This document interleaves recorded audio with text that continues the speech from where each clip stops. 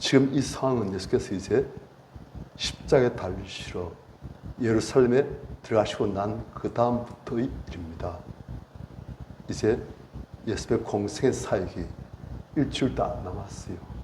이제 예루살렘에서 며칠간만 사역하시고, 그리고 6월절 어린 양으로 십자가에서 이제 우리 대신 죽으셔야 되는 거예요. 그 기간 동안 예수님께서는 예루살렘 성 안에서 가지 않으시고 예루살렘 성 밖에 있는 예루살렘 성과 가까운 베단이라는 동네에서 기가하시면서 아침마다 예루살렘 들어가시다가 또 저녁 때쯤 돌아오시고 주무시고 또 아침에 예루살렘 들어가시고 또 나오시고 그렇게 하셨어요. 베단에는 우리가 아는 바와 같은 이제 나사로, 죽었다 살아난 나사로, 그리고 마리아, 마르다, 이 세 남매 있는 그 집, 아마도 거기서 기가하신 것 같아요. 보니까 12절 이튿날 예수께서 예루살렘 성에 입성하신 그 다음 날 그들이 베단에서 나왔을 때에 예루살렘으로 이제 들어가시려고 지금 나오신 거예요. 예수께서 시장하신지라. 13절 멀리서 잎사귀 있는 한 무화나무를 보시고 혹 그 나무에 무엇이 있을까요? 가셨더니 가서 보신 적 잎사귀 위에 아무것도 없더라. 이는 무화과의 때가 아님이라. 자, 예수께서 잎사귀 있는 한 무화나무 보시고 왜 가시다 됐습니까? 혹 그 나무에 무엇이 있을까요? 가시다 됐어요. 그런데 가서 보신 적 잎사귀에는 열매가 없더란 말입니다. 왜냐? 이는 무화과의 때가 아닙니다. 자, 성도님들, 예수께서는 무화과의 때가 아닌 것을 모르셨을까요? 아셨을까요? 아셨지요. 그러면서 가신 거예요. 그렇다면 예수께서 어떤 의도를 가지고 일부러 하신 거예요. 배고파서 가보니까 이파리 뿌리네? 그게 아니란 말입니다. 그러니까 예수께서는 어떤 의도를 가지고 일부러 무화과나무에 열매 있는가 보러 가신 거예요. 그런데 가보니까 열매는 없고 이파리밖에 없는 거예요. 그래서 14절 예수께서 나무에게 말씀하여 이르시되. 자, 성도님들, 우리가 나무에게 뭐라 말하면 다른 사람 우리 보고 뭐라 했습니까?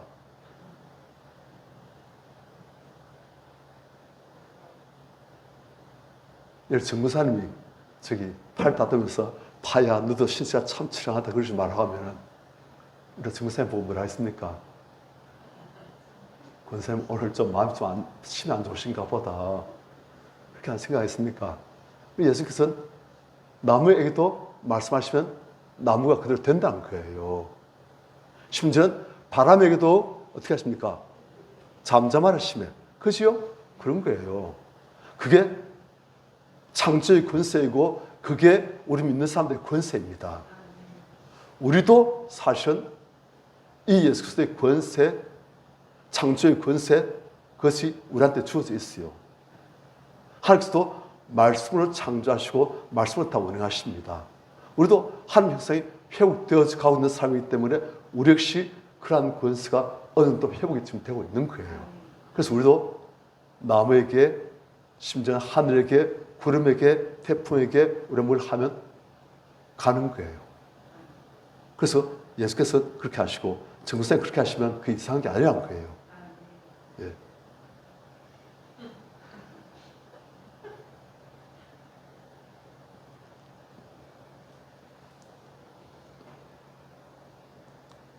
자, 예수께서 나무에게 뭐라 말씀하시는가?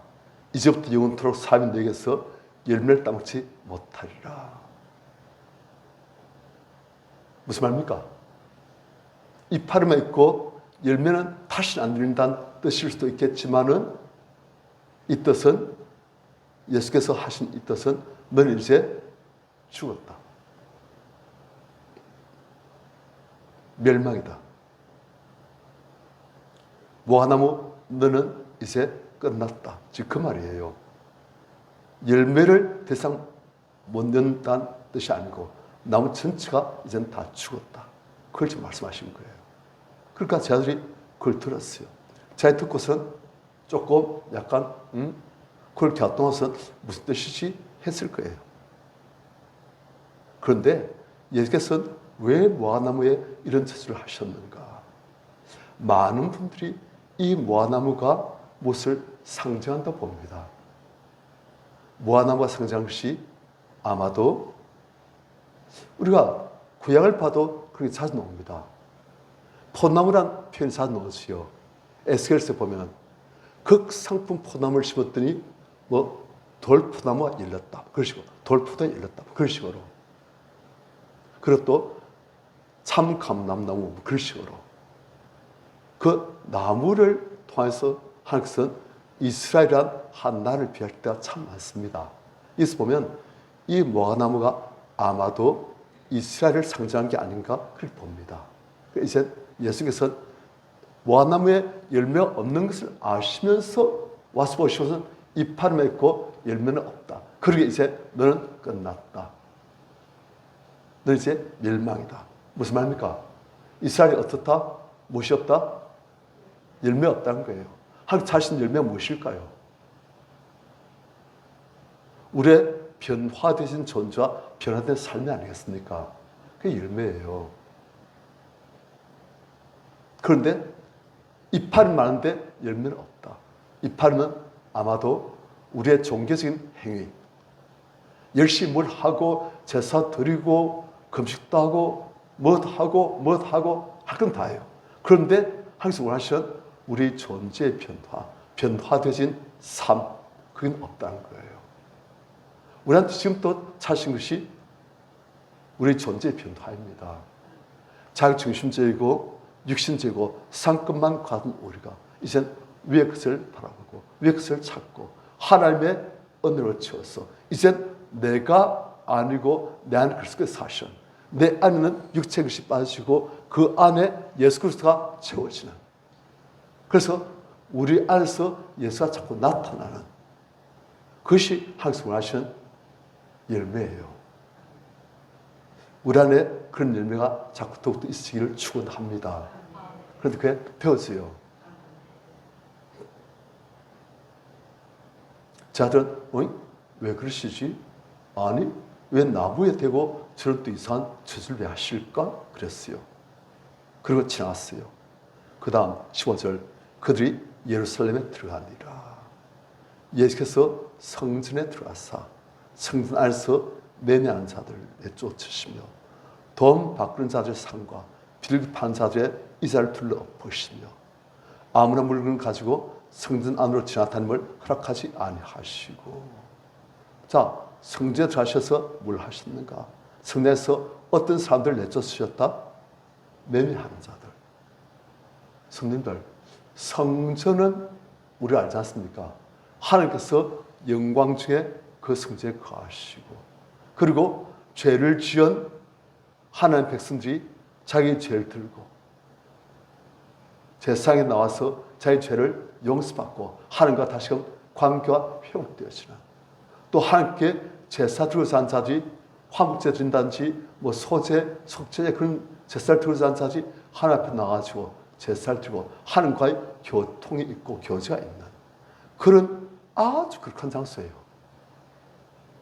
이 땅에 있는 장소에서 가장 극한 장소가 당신의 성전이었습니다. 하나님의 영이 거하시면서 하나님께서 사람들과 만나시는, 하나님의 백성들과 함께 가신다는 징표로 하나님께서 그곳에 거하시는 그런 성전이에요. 어마어마한 지상 인구 중에서는 가장 거룩한 것이 성전인데 이 성전에서 뭘 한다? 매매한다. 그런데 이 원래 뜻은 좋은 뜻이었어요. 무엇을 매매했느냐? 예를 들어서 제사를 드리기 위해서는 재물을 들고 와야 되지 않습니까? 그래서 재물을 먼 데서부터 들고 올라가면 힘들게 했어요, 사실은. 그리고 또 어떤 데는 재물을 들고 왔는데 제사장이 딱 보니까 이건 재물로서는 가치가 없다. 자격이 없다. 그럼 또 다른 집을 구하러 또 시장통에 가서 또 좋은 걸 골라야 되는 거예요. 그러니까 그런 이제 여러 가지 번거로움을 좀 없애려고 재물 될 만한 양이나 뭐 비둘기나 그런 것들을 이제 그 성전 안에서 사람들이 편히 봐주기 위해서 이제 팔고 그리고 돈을 받고 그렇게 한 거예요. 그런데 문제는 무엇이냐? 돈을 주고 팔고 사고 한 동안에 무엇이 발생한다? 이윤이 발생하는 거예요. 그 이윤이 사람들의 마음을 탐심으로 자꾸 물들인 거예요. 그래서 그걸 허락한 사람이 누구냐면 성전을 관리한 대제사장이에요. 대제사장이 일부 허락되신 사람들에게 매매할 수 있는 권한을 주는 거예요. 그럼 그 사람들은 제사장의 허락을 받고 매매하고 거기서 이윤이 생기지 않습니까? 그걸 자기의 이제 수익을 삼고 또 그 이윤의 일부는 제사장에게 또 주는 거예요. 그러니까 이게 매매를 조금 약간 그걸 조금 높이 올리면 제사장과 그 파는 장사치의 이윤이 늘어나는 거예요. 그러면 사람들도 그 욕심이 들어가는 거예요.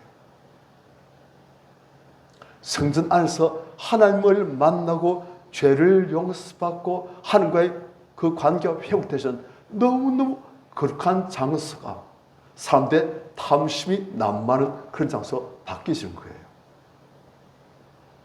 원래 편의를 봐주기 위한 것인데 그 안에 이익이 생기다 보니까 사람들이 또 거기 관심이 가고 탐심이 가고 또 어떤 사람은 이거 참 비싸게 파냐면서 마음이 시험이 들고 막 그런 거예요. 그러니까 하나님을 만나서 죄를 용서받고 다시 거룩해지고 하나님과의 관계 회복되셔야 될 가장 거룩한 장수가 이윤 때문에 돈 때문에 사람들의 마음이 탐심에 더욱더 잡히게 되시는 그리고 시험 들 수도 있는 그런 장수가 되어버린 거예요. 그러니까 예수께서는 그걸 보시고 굉장히 안 좋아하신 거죠. 그리고 또 돈 바꾸는 자들의 상, 돈 바꾸는 자들도 그랬습니다. 예를 들어서 먼 나라에서 이제 이스라엘로 온 거예요. 하나님께 제사 드리려고. 그런데 그 사람들 쓴 돈은 외국 돈이니까 이제 이스라엘 사람들 쓴 동전으로 또 바꾸기 위해서는 거기서 환전해야 되는 것이죠. 그러니까 이 사람들도 편의를 봐주는데 그 편의에 또 역시 이윤도 들어가는 거예요. 그리고 또 비둘기 판 자, 이 사람들도 마찬가지입니다. 그런 자들의 의사를 둘러엎으시며 성도님들 그 상을 한번 상상해 보십시오. 예수께서 들어가셔가지고 상을 둘러엎으시고 매매한 자들 내쫓으시고 심지어는 다른 복음서에 보면 예수께서 채찍을 만드셔가지고 양들 같은 것도 내쫓고 그렇게 하셨어요.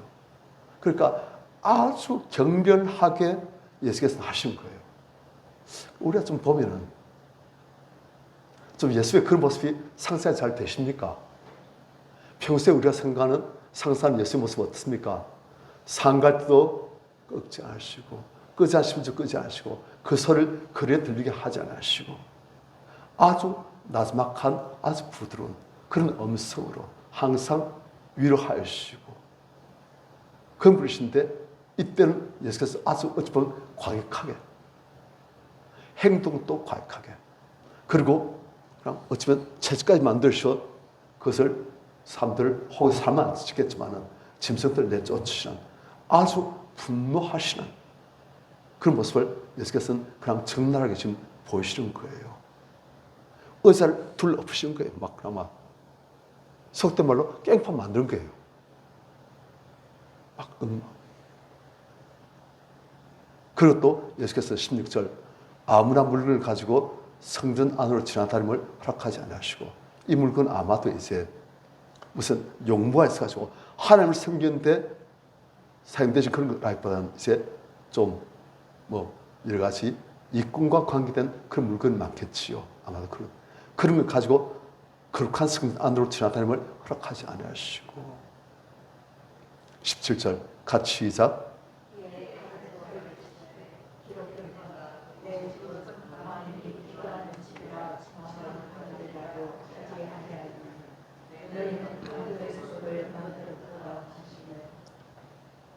성경 말씀에 나 있는 말씀이에요.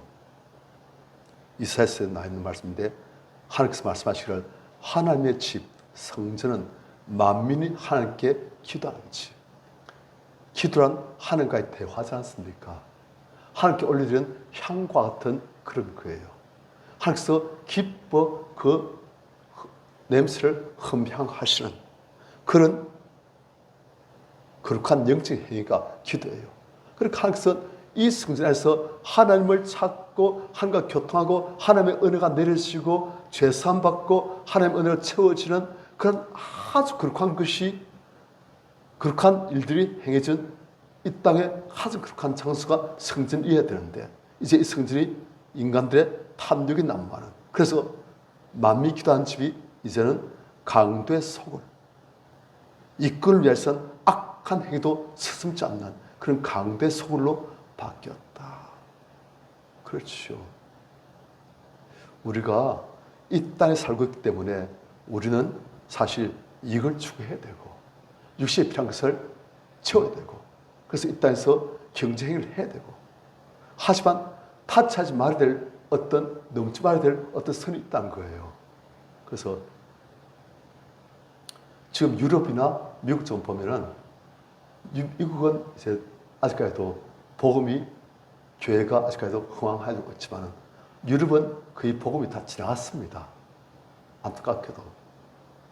이젠 복음이 지난 흔적만 남아있는 교회당의 흔적, 거룩한 성당의 흔적, 그리고 옛날 믿음의 흔적, 그것들만 남아있는 게 참 많아요.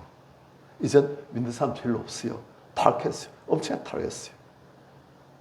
그러니까 완전히 속적인 탐욕, 그리고 쾌락,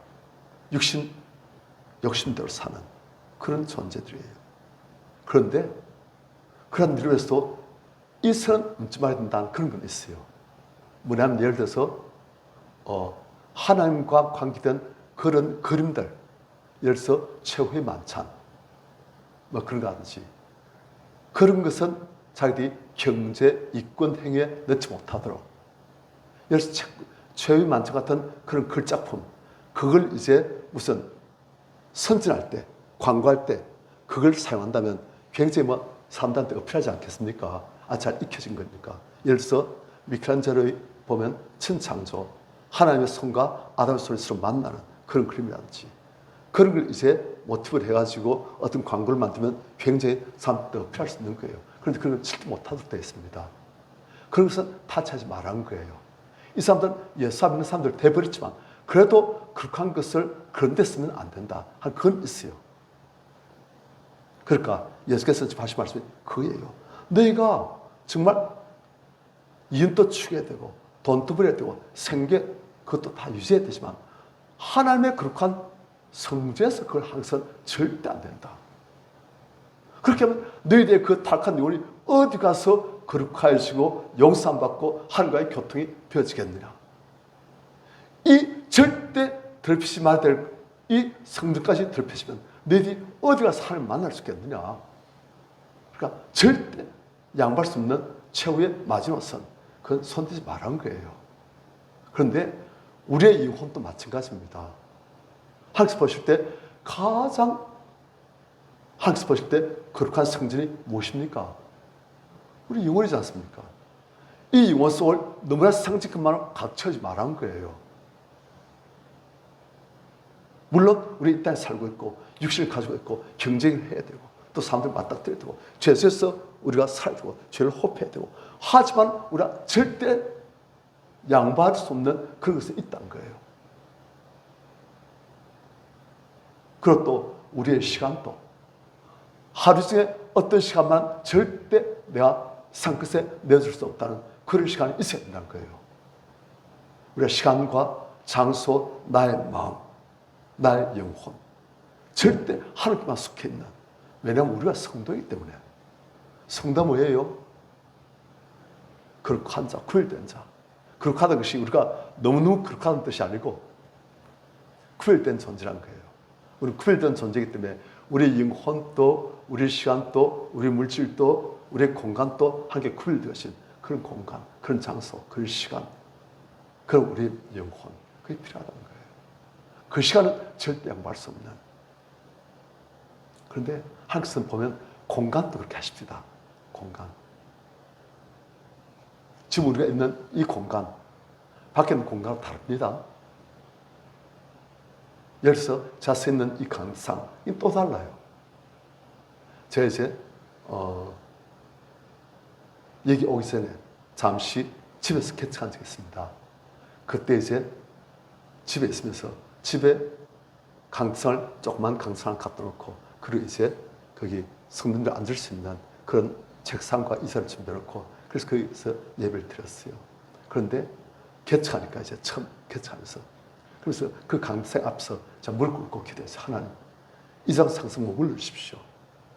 그래서 제가 설교할 때 찬양할 때 하나님께서 이제 함께 하시면서 저를 감동하셔서 하나님께 온전한 예배를 찬양을 드릴 수 있도록 해주십시오. 그 기도를 드렸어요.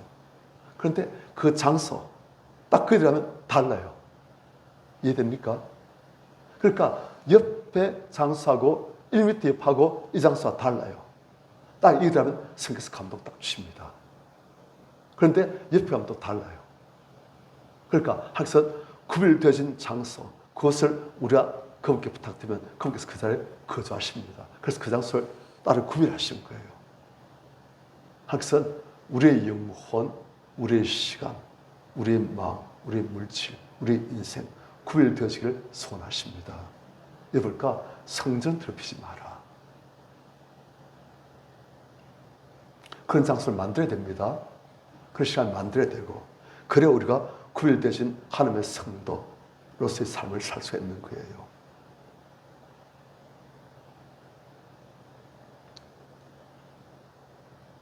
그러니까 예수께서는 이 하나님의 거룩한 성전, 만민이 기도한 집을 내린 강도의 속을 육체의 탐심, 물질에 대한 탐심, 그걸로 채우는 거룩한 성전을 탐심을 채우는 그런 악한 일을 했다. 지금 그러시면서 예수께서 그걸 지금 정화자고 하신 거예요.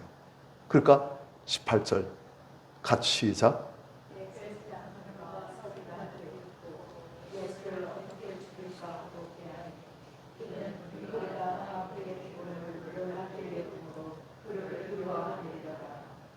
자, 대제사장들과 서기관들이 소동이 일어나니까 나와봤어요. 전부터 골치 아팠던 예수란 이 사람이 또 여기서 지금 소동을 일으키는 거예요. 그런데 이 사람들이 예수를 어떻게 죽일까? 이 사람들이 이미 작정했어요. 예수를 죽일 것을. 그런데 어떻게 하면 이 사람을 아무 탈 없이 후환 없이 민중들이 동료하지 않게끔 죽일 수 있을까? 그걸 지금 꾀하고 있는 거예요. 자, 대제사장 서기관이면 하나님을 제일 잘 섬긴다는 사람인데 이렇게 지금 하고 있는 거예요. 자기 남들은 이것이 하나님을 섬기는 도리이다 그렇게 했겠지요. 하지만 성령의 감동하심이 없는 사람들이 성령의 인도하심이 없고 한 뜻을 알지 못한 60만의 사람들이 사실은 그래서 우리가 성경을 잘 알고 성경을 가르치고 성경을 연구하고 그럴지라도 성령의 감동하심이 없으면 문제가 많습니다. 아까 봤지만은 하나님을 알기 위해서는 무슨 영? 지혜와 계시형을 우리에게 주셔서 하나님을 알게 하시고 그러면 되겠습니까? 그러니까 우리가 성경을 아는 데서는 우리의 이성, 우리의 두뇌, 우리의 브레인 이게 다 필요하죠. 하지만 그와 함께 지혜와 계시형이 있어야 하나님을 알고 성경에 나타난 하나님이 어떤 분이신지 우리 영혼이 느끼면서 아멘 하고 우리가 앞에서 무릎을 꿇고 순종하게 되는 거예요. 그래서 우리가 성경을 읽을 때는 그냥 보시면 안 됩니다.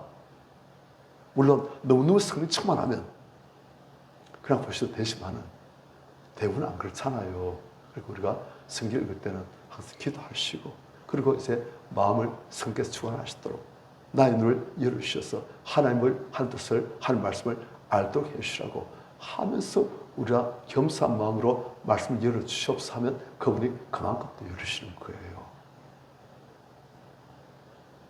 이 사람들은 대성들과 서기관들은 아는 것 같지만 모르는 거예요. 그래서 예수를 어떻게 죽일까 하고 서로 의논하고 작전을 짜고 왜냐 우리가 다 그의 교훈을 놀랍게 이김으로 그를 두려워하느니라. 예수를 죽이를 두려워하는 거예요. 그리고 날 즈음에 그들이 성 밖으로 예수님과 제자들이 성 밖으로 배단으로 나가더라. 20절 그들이 아침에 지날 때 모아나무가 뿌리째 마른 것을 보고 그걸 보니까 21절 같이 시작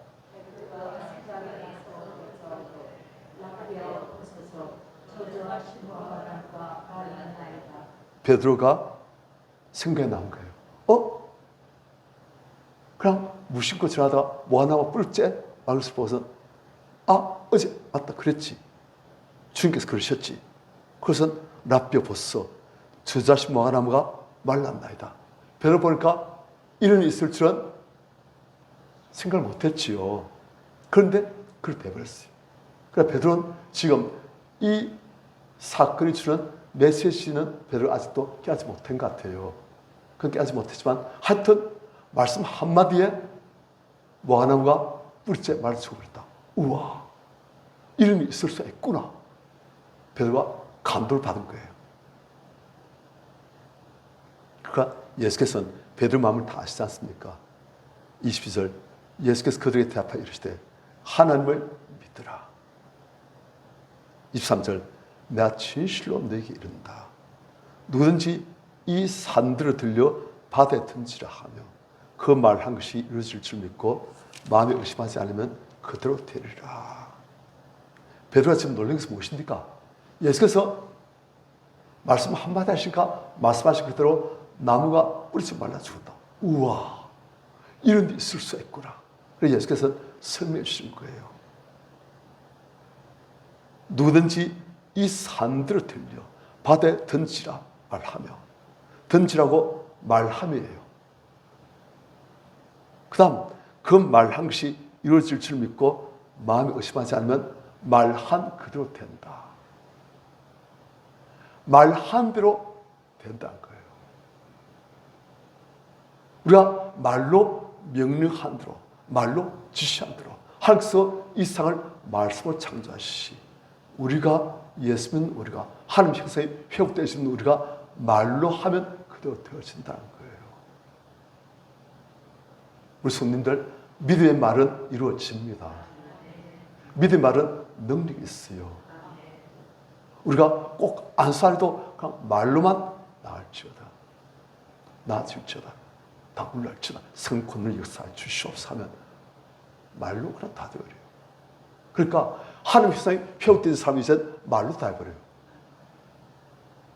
저도 작년에 이제 하나님께서 주신 말씀이 행함이 없는 믿음은 그 자체가 죽은 것이라는 그런 말씀이었어요. 그래서 그걸 보고서 야, 하나님께서 나한테 지금 믿음을 이제 능력이 나타날 수 있는 믿음으로 마음의 믿음을 말의 믿음, 순종의 믿음 그런 식으로 하나님께서 하길 원하시구나. 그래서 이제 능력이 나타난 믿음으로 바꾸길 원하시구나. 그래야 작년 이제 초에 그걸 좀 연구하고 말씀을 연구하고 그것을 순종하고 그랬어요. 그래서 이제는 조금 숙달되었어요. 작년보다는. 그래 이제는 그냥 아무런 증거 안 보이도 하나님 말씀을 이제는 뭐 하실 줄 믿습니다 하면 저는 믿습니다 하면 안에서 무슨 같이 나왔어요. 하나님께서 우리에게 주신 약속의 말씀 이루시고 계신 것을 참 믿습니다 하면 안에서 또한 한 부분에서는 에이 같이 나왔어요. 그런데 그걸 이제 우리가 배웠잖아요. 갈라치기 토술 기도. 그래가지고 그럴수록 더욱더 선명하게 정령 믿습니다 하면 안에서 막 그래요. 그건 이제 주님 앞에서 그런데 이런 부분도 있습니다 하면서 주님 좋다 하시고 하면 그건 하면서 빼가시고 믿음은 더욱더 온전해지고 그걸 자꾸 한 거예요. 그러다 보니까 이제 믿음이 더욱더 온전해지는 거예요. 이제는 안에서 뭐 하는 게 별로 없어요. 뭐 하실 줄 믿습니다. 하고 계신 것을 믿습니다. 우리 성도님들 주의 지어서 아비로 만들고 계신 것을 믿습니다. 우리 성도님들 말씀의 사람, 기도의 사람, 그리고 치유의 사람, 전도의 사람 만드신 것을 믿습니다. 주께서 주님의 교회 지금 역사하고 권능을 바꾸고 계심을 믿습니다. 그렇게 하는 거예요. 그걸 제가 그냥 기도하면서 하는 게 아니고 그냥 뭐가 안 좋고 볼 때마다 예를 들어서 우리 성도님들 바뀌셔야 되는데 옹사 바뀌셔야 되는데 아직까지 그렇지 못할 때 주님 이 종을 하나님을 정말 사랑하는 종으로 만들고 계심을 믿습니다. 이루실 줄 믿습니다. 그렇게 하는 거예요. 그럼 말로만 하는 거예요. 이제. 그렇게 하면 하나님께서 그 말한 것이 이루어질 줄 믿고 마음에 의심치 않으면 말한 그대로 되라 하시는 거예요. 아시겠습니까? 그럼 예를 들어서 우리라는 현철이 안 믿고 있잖아요. 그럼 어떻게 하면 됩니까? 어떻게 하면 되겠니? 주님께서 저 아들을 사랑하시고 지금 저 아들이 역사하셔서 하나님을 아는 아들로 만들고 계심을 믿습니다 하는 거예요. 그럼 한번에서 예언이처럼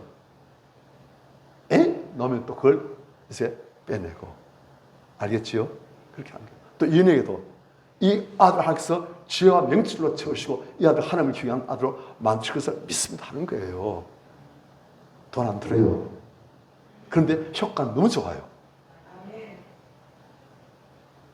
이건 정말 힘도 안 들어요. 그런데 그래도 되어져요. 그래서 우리가 보고 늘상 주여 그 마음 끝내지 마시고, 언제까지니 가지 마시고. 우리 잘 그러잖아요.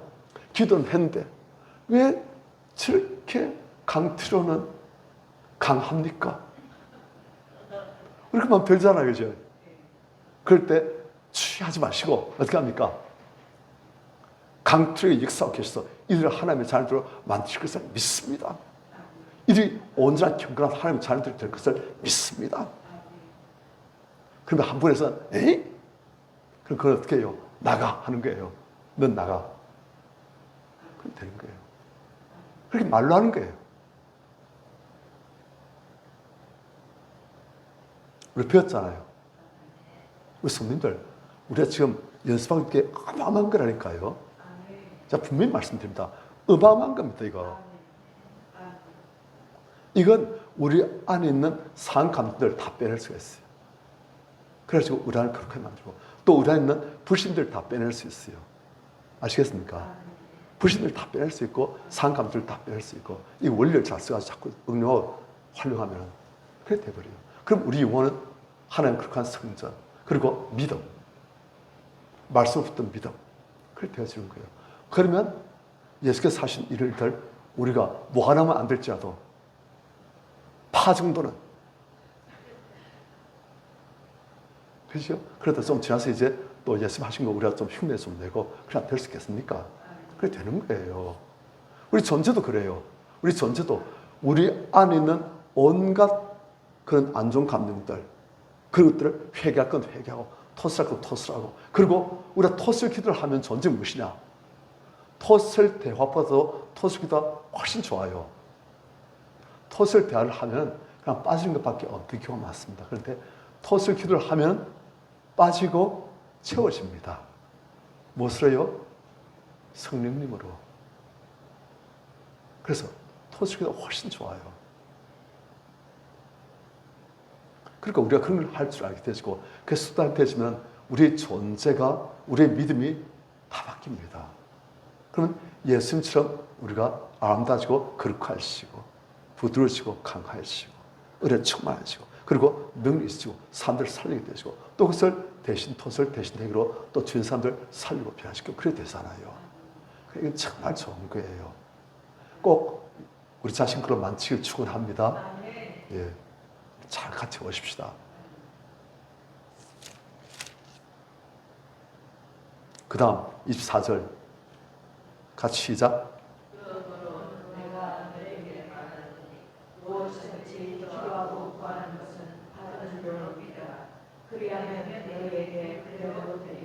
자, 반드시로 믿으려 하는데 믿으라는 이게 우리가 좀 힘든 거예요. 믿다가 또 안 되진 상황. 아까 말씀드렸잖아요. 기도할 때 믿음이 생기는데 또 바라보면 또 안 되어지고 막 그런 많잖아요. 그것도 우리가 토스 기도로 갈라치기로 빼낼 수 있는 거예요. 그걸 빼버리고 그렇게 하면 이제 반드시로 믿으라. 그게 되어집니다. 왜? 그게 같이 있으니까. 같이 내 뺄 건 빼고 달 건 다니까 자꾸 되어지는 거예요. 그러면 이게 그대로 되리라. 기도도 잘 받게 되어지고, 말하면 권세 있게 되어지고, 말하면 그대로 되어지고. 그런데 이 모든 사안에서 한 가지 선결 조건이 있다는 거예요. 그것이 무엇이냐? 25절 같이 시작.